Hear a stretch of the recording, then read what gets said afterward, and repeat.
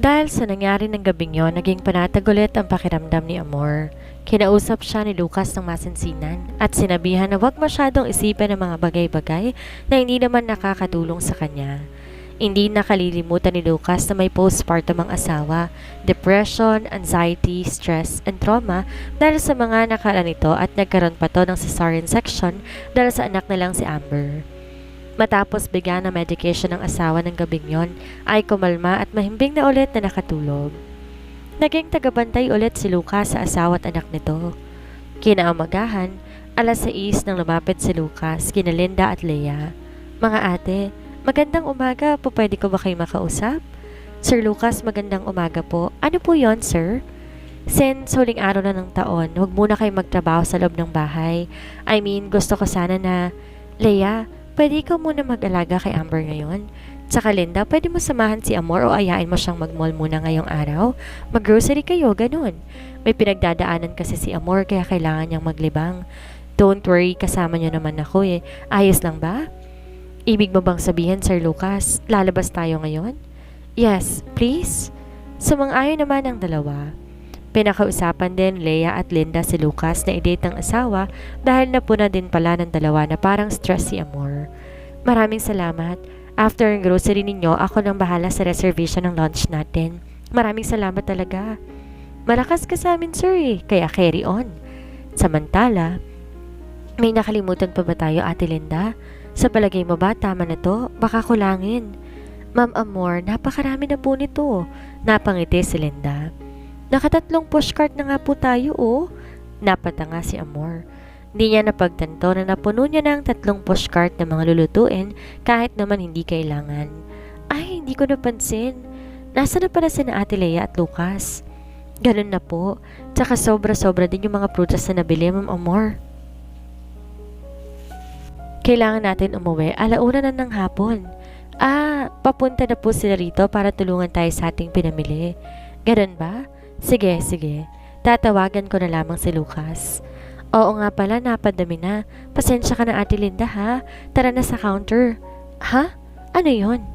Napasilip lang si Amor habang tinatanaw ang counter area kung saan ang pinagmula ng ingay o kaguluhan. Daunahang tumungo si Linda doon upang tingnan ang pangyayari. Bagaman hindi na agad nakabalik si Linda nang siya na mismo ang awayan ng babae. Pasensya na po, ma'am. Sa pagkakaalam ko, pinagilid ko ang 2 pushcart na ito dito. Hindi ko alam kung bakit napunta dyan dito. Pasensya na po ulit. Ano? Pasensya? Kukuha-kuha kayo tapos hindi nyo rin kaagad babayadan? Palibasa kasi walang pambayad. Meron po. Ate Linda, bakit? Anong nangyayari? Biglang sumulpot si Amor na makita, binubulyawan ng babae si Linda. Nakuha ni Amor ang atensyon ng babae. Sa tindig ng babae, may ipinagmamayabang din sa sarili. Kasama mo ang babaeng to? Dinuro ng babae si Amor. May problema ba rito? Tanong ko. Saad ni Amor. Napabuga ng hangin sa kawalan ng babae. Oo, meron. Itong pushcart kasi ninyo, paharang-harang sa linya ng counter. Hindi nyo ba alam na nakapila ako at nagmamadali din? Napatingin si Amor sa 2 pushcart nito. Nakitang kinalat ang inayos ng mga pinamili. Tsaka wala ding ideya si Amor kung sino naglagay ng pushcart sa counter. Nakaharang. Oh, sorry ma'am. Lilipat na lang kami ng counter. Pasensya na. Pasensya na naman. Angil ng babae. Ano bang dapat gagawin? Tsaka sa dinami-daming tao rito, bakit ikaw lang yung maingay? Ano bang problema mo? Itong pushcart lang naman, di ba? Ang dami mo nang sinabi sa kasama ko at maging sa akin. Humingi na nga kami ng pasensya, ma'am. Napangisi ang babae. Napikon sa sinabi ni Amor. VIP member ako sa mall na to. Karapatan kong magreklamo kung kailan ko gusto. VIP? Mabuti naman, pero wala akong pakialam. Kami nagmamadali din pero di kami tulad mo na kailangan talaga gumawa na eksena. Napatigil sa pagsasalita si Amor nang akma siyang pagbuhatan ng kamay ng babae. Kumunot ang noo ni Amor. Mga matay bigla na lang nakita ang galit doon. Ma'am Amor, bulalas ni Linda. Bitawan mo ang kamay ko. Tila walang narinig si Amor sa sinabi ng babae. Mas lalong humigpit ang pagkakahawak ni Amor sa pulsuhan ng babae dahilan para makaramdam ito ng sakit sa kamay. Ma'am Amor, tama na po yan. Hayaan na lang po natin siya. Mahinang wika ni Linda. Nakahawak ang mga kamay sa braso ni Amor. Ma'am, si Sir Lucas. Saka na lang binitawan ni Amor ang pulsuhan ng babae nang marinig ang pangalan ni Lucas. Ngumiti na tila walang nangyari. Maya-maya humakbang to papalapit sa babae na nakikita na yung takot sa mukha. Ilugar ang pagiging eskandalosa, ha? Hindi lahat kakayan-kayanin mo na para bang ikaw ang nakatataas sa lahat. Saka humakbang paurong si Amor sa babae. What's happening here? Lumapit si Lucas sa asawa. Binalingan ng babae na nakasagutan ni Amor. Wala, Lucas. Tapos na kayo? Lipat na lang tayo ng ibang counter. You sure? Sunod-sunod na tumango si Amor kay Lucas. Maya-maya, binalingan ni Lucas si Linda at pabulong na nagtanong. Nagkibit balikat si Linda at saka tapon ng tingin kay Amor. Sumenyas na wag na lang magsalita dahil alam ni Linda nagpipigil ng galit si Amor. Wife, baka gusto mong maghalo-halo after lunch. Sounds good. Alright, let's go. Saka na lang nagtawag si Lucas ng porter upang itulak ang 3 pushcart na ililipat sa kabilang counter. Paki-deliver na lang mamaya sa bahay. I already messaged Mr. General Manager about this. Thank you. Narinig ng babae ang sinabi ni Lucas sa kahera. Kaya naman lumapit ito at tinanong si Lucas. What? Wait. Kailan pa nagkaroon ng home delivery sa supermarket na to? Huh? Pardon. Who are you by the way? Saad ni Lucas. VIP member ako ng supermarket na to. Bakit hindi man lang sinabi na may home delivery pala? Excuse me, but this is not for VIP membership or anything. Huh? Wala? Tapos kayo meron. Who are you people? Me? I mean, us? Let's just say we're more than VIP members. We are the face card. And sorry to say these words, I can remove you from the VIP or access to any supermarket if I want. So be careful with the people you bumped into. Saka na lang ngumisi at nagibit balikat si Lucas na makitang reaksyon ng babae. Pasimpleng ngumiti si Lucas na makitang asawang si Amor na masayang kumakain ng halo-halo pagkatapos ng tanghalian sa labas. Isa lang ibig sabihin nun na himasmasan na ang asawa. Nagpipigil lang ako ng galit ko kanina eh. Imagine siya pang may ganang magalit. Siya na nga yung nakapurwisyo sa counter line. Napatanga si Lucas. Akala niya lamang dapat yon. Umandar ang anger issues ng asawa. Linda, mauna na kayo sa kotse. Akin na si Amber itong susi. Sige sir, size 39 po, Nike. Happy New Year, Sir Lucas. Mabilis na sumibat si Linda. Sinundan naman yon ang tingin ni Leia. Napatanga ang kapatid. Leia? Tawag ni Lucas. Sir, bakit po? Tumango si Lucas. Sige na, huwag ka nang mahiya. Nakangiting saad ni Lucas. Napakamot ng ulo si Leia. Nahihiya pa na magsalita. Ay sir, wag na po. Size 40 na lang po, New Balance. Ang color po basta match sa brown. Happy New Year po, Sir Lucas, Ma'am Amor. Mahinang tumawa si Amor. Ganun pala dapat mahiya. Lapagan ang sukat ng sapatos. That's why I really like them. Saad naman ni Lucas. At saka, pinaharap ang anak sa kanya. How about this little pumpkin? What is your size, little tiptoe? Saka hinalikan ni Lucas ang maliit na paa ng anak. Let's go. Saan ba dapat tayo mauuna? Tanong ni Amor. Let's buy your stuff first. What do you want? Wala naman akong gusto. Kayong dalawa lang, masaya na ako. Teka lang, samahan mo na lang ako kung ganon. Sure, wife. Let's go now. Tumango si Amor at saka binitbit ang maliit na bag na may laman ng gamit ng anak. Dinala ni Amor si Lucas sa isang watch store. Pagpasok nila doon, kaagad silang sinalubong ng sales lady. Welcome, ma'am, sir. Happy New Year. Magalang na nagsalita ito. May reservation ako rito. Actually, personalized yon. Where is your store manager? Nakangiti si Amor. Nagagalak na makita ang pinagawang relo para sa kanyang asawa. Your name po, ma'am? Ina Amor. Ina Amor? Okay po, ma'am. Please, let's proceed here. Mauna po muna kayo. Giniya ng salesman sina Lucas at Amor na maupo sa mahabang sofa. Pinaghandaan nila ang tsaa at biskwit habang may hinihintay. Ilang minuto lamang nasa harapan na ng dalawa ang taong hinihintay ng dalawa. Maganda ang ngiti. Mrs. Montenegro, it's nice to see you. Kaagad na napabaling ang lalaki kay Lucas. You must be the husband, right? No doubt, ang gwapo mo, mister. Anyway, dito po tayo, shall we? Tsaka naman sumunod sina Lucas at Amor. Pagkatapos sa isang VIP room, hindi na nagpaligoy-ligoy si Amor. Kailangan ko na siya ngayon. Sunod-sunod naman na tumango ang manager. Pumasok ang isa pang kwarto at pagbalik nito, hawak ng isang crystal box. Nasa loob ang isang relo. Here you go. Ito na po yung pinakustomize ninyong relo. With initial name po ni Sir and it's made in excellent quality ng mga elements, 10-year warranty. And I hope you like it po, ma'am.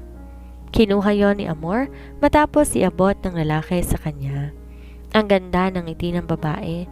Matagal niya na itong pinagawa at sinakto talaga sa magbabagong taon. Pinagawa mo talaga yan?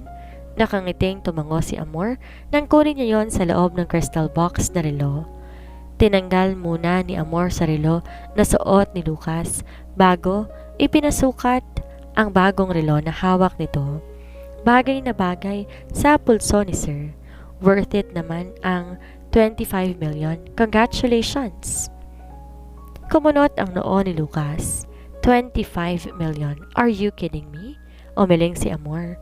Sa palagay mo ba gagasta ko ng mumurahin para sa lalaking kulang na lang ay magbuwis ng buhay sa akin? 25 million. It is nothing to me. More than to you. Kung gaano mo ko pinapahalagahan, hindi pa man sapat ito.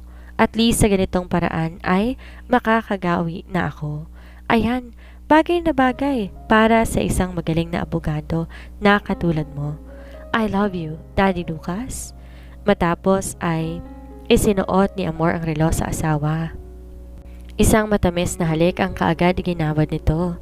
Ginawaran din ni Amor ang anak ng halik sa paa, mahimbing na natutulog sa bisig ng ama. Matapos ang negosasyon ni Amor sa nasabing jewelry store, tinupad ng mag-asawa ang request ni Linda at Leia. Hindi para sa dalawa ang binilhan ni Lucas at Amor, maging pamilya ng mga ito hindi rin kinalimutan. Masaya, walang mapaglagyan ng tuwa dahil sobra-sobra ang ibinigay ng mga ito sa pamilya. Kaya hindi kayo pinababayaan ng Diyos dahil sobrang babait ninyo. Hayaan niyo po kami magtrabaho sa inyo hanggat kailangan niyo pa kami. Maiiyak na salita ni Leia. Walang anuman. Sige na't naghihintay na sila sa bahay ninyo. Huwag muna kayong bumalik dito sa bahay. Spend your time sa pamilya ninyo habang di pa natatapos sa mga papers ninyo. Soon aalis na tayo ng Pilipinas. Mahabang salita ni Lucas kina Linda at Leia. Happy New Year. Ingat kayo sa pag-uwi. Masayang wika ni Amor. Kinagabihan 5 oras bago magbagong taon, tumawag ang inang sa Celeste na kung pwede ba raw sa mansyon sila magbabagong taon. Di naman nagdalawang isip ang dalawa dahil yun naman talaga ang plano nila. Pagdating ng mansyon, kumpleto ulit ang pamilya. Naging tradisyon na nila ito taon-taon. Habang nagsasaya, isang masamang balita ang natanggap ng pamilya galing sa nagbabantay o nurse ng amang si Alfredo o lolo ni Lucas at Tyron, si Don Ronaldo Montenegro. Sinugod ng ospital ang senyor dahil biglang nagkaroon ng paninikip ng dibdib habang bumabiyahe patungong mansyon ng Montenegro. Ang masayang pagsalubong sa bagong taon napalitan ng matinding kalungkutan at iyak, cardiac arrest. Di na nakaabot ng ospital ang senyor dahilan ng pagkawala ng buhay nito. Sinubukan pa ni Victor, nakatatandang kapatid ng ama ni Lucas na i-revive ang matanda ngunit wala ng buhay. Bumuhos ng luha, ang masayang pagsalubong ng bagong taon na palitan ng pagbuhos ng mga luha. Bumalik ang mga alaala ni Lucas na mga panahong nakakasama pa ang lolo nito nung panahong malakas pa ito. Ang senyor mismong isa sa mga nagturo sa kanya kung paano maging magaling sa pagpapaikot ng negosyo. Until the afterlife, old man, may your soul rest in paradise. Inawakan ni Lucas ang kamay ng senyor saka mapait ng umiti. 15 araw nang nakakalipas nang pumanaw si Don Ronaldo Montenegro, ang lolo ni Lucas at Tyron. Sa loob ng ilang araw na pagluluksa, hindi pa rin makapaniwala ang amang si Alfredo na wala ng pinakamamahal itong ama. Malaki ang kawalan ng isa sa mga senyor. Bilang isang board of directors sa kumpanya ng Montenegro Hierarchy, walang makakapantay sa kanya. Where's Tyron? Angel ni Lucas habang panay ang tipa ng telepono nito. Tinawagan mo na ba ang sekretary niya? Anong sabi? Kalmadong tanong ng ina. Umiling si Lucas. She said 5 araw na daw hindi nagpapakita yon sa opisina nila. And guess what, Mom? He's facing a big time problem. Di niya tinapos ang isang kontrata niya sa isang Chinese businessman at sobra ang galit ng incheck na yon sa kanya. He's getting into my nerves. Kung saan tumatanda, doon bumabalik sa pagkabata. Immature talaga. Iho, kumalma ka naman. Baka may importante lang na inaasikaso at magpapakita rin yon anumang oras. Napakamot na lang sa ulo si Lucas. Maya-maya nakatanggap siya ng tawag mula sa hinihintay na tao, si Tyron. Where the hell are you, Tyron? Hello? Hello? Hindi po si Tyron ito. Boses ng babae. Who the hell are you? Bulalas ni Lucas. Tindera lang po ako sa isang store. Tulog po, labas ng store ko lang lalaking may-ari ng cellphone na to. Maingay po kasi kaya tinawagan ko na. Pakipick up nga po sa kanya. What? Saang lugar ba yan and what is he doing there? Natutulog malamang. I mean, pakisundo na lang po siya dahil magsasarado na po ako ng store ko. Tsaka pakibayaran ng mga inainom niya at mga gamot. Hinalugog ko na ang buong katawan nito pero ni sentimo wala akong mahanap. Card meron pero dahil hampas lupang tindera lang ako ng maliit na tindahan, wala akong pang swipe sa card niya. Shit, angel ni Lucas. Di makapaniwala sa mga naririnig nito sa babae. Bumuga ng hangin sa kawalan. Pilit kinakalma ang sarili. Send location please, I'm on my way. Nasa Quiapo Church, malapit sa may overpass. Hihintayin ko ang pagdating ninyo at pakidala ng bayad. Iinom-inom walang cash na dala. Dami pang bangas sa mukha, kawawa.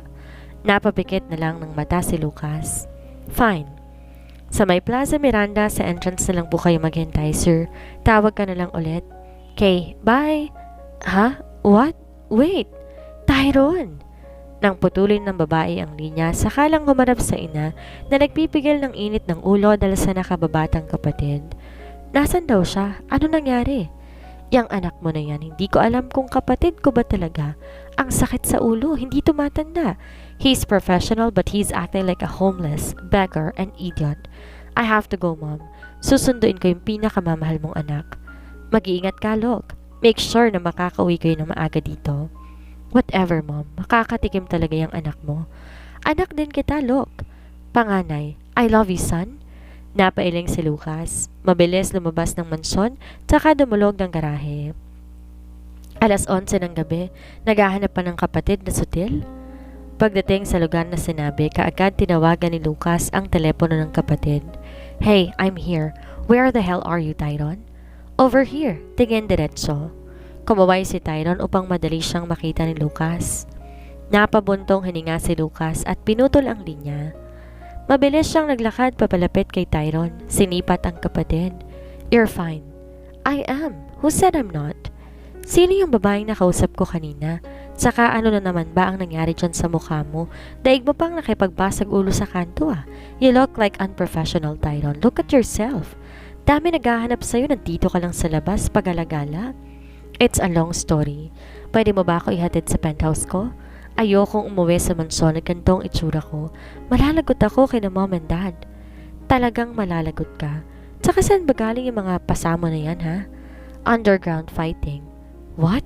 Underground fighting? Ano na naman yung pinasok mo? Natawa si Tyron dahil sa reaksyon ni Lucas. Maya-maya lang inakbayan niya ito at hinila na umalis sa lugar na yon. Habang nasa biyahe, piniliwanag ni Tyron ang buong detalye kung bakit di siya nagpapakita sa mansyon ng pamilya. What? Ultimate fighting underground? Illegal yung ginagawa mo, Tyron. Alam mo ba yan? You are an engineer, not a fighter. God! Nakangiting tumango si Tyron. I know, but lately I just found out my passion. Paliwanag ng kapatid. Passion mo, mukha mong basag. Nasaan ang kotse mo? Nagkibit balikat to. Nakalimutan ko kung saan ko pinarke o baka sinibat na ng mga kawatan. Umihi lang ako pagbalik ko wala na. Sumasakit ang ulo ni Lucas sa paliwanag na nakababatang kapatid na hindi alam kung saan ang totoo o hindi doon. Matapos tulungan at ihatid ni Lucas si Tyron sa sariling penthouse, hindi muna umalis si Lucas. Nakaupo sa gitna ng mahabang sofa habang ginagala ang mga mata sa kabuoang lugar ng penthouse si Tyron. This is my 3rd time na nakapasok ako sa bahay mo. Maganda pala. Of course. Me myself ba naman na nag-design ng interior? Hindi ba gaganda yan? Tsaka hindi ako madalas dito, alam mo yan. Simula nang dumating sa pamilya natin si Amor, hindi na ako pumipirme dito. Pinagbantay mo ba naman ako ng babaeng hindi naman ako gusto kahit katiting? Hanip! Tinapunan ng una ni Lucas si Tyron habang papalapit ito sa kanya na may hawak-hawak na whiskey at whiskey glass. Idiot! Bulalat ni Lucas. Mahinang tumawa si Tyron, tsaka inabot ang baso sa kanya matapos lagyan ng alak. I told you, she's my first love. Hindi ko idedeny yan dahil umpisa pa lang alam mo na yan. She is your sister-in-law now. Find your woman, idiot. Speaking of woman, pinarentahan ko palang penthouse na to. May nagkagusto, babae nga, and we agreed on everything. Tomorrow she'll be here. Diskumpiyado at duda si Lucas sa sinabi ni Tyron. Don't worry, sa mansyon na ako pipirme. Araw-araw mo na akong makikita. Tawa pa nito. In your dreams, Tyron Montenegro. Bukas na bukas magpakita ka sa mansyon. May agenda ang pamilya. Agenda? About what? I can't take it any longer. Senyor Ronaldo chose you to sit as the new director of the boards of Montenegro hierarchy. I object. I refuse, Your Honor. Kumunot ang noo ni Lucas sa agarang sagot ni Tyron.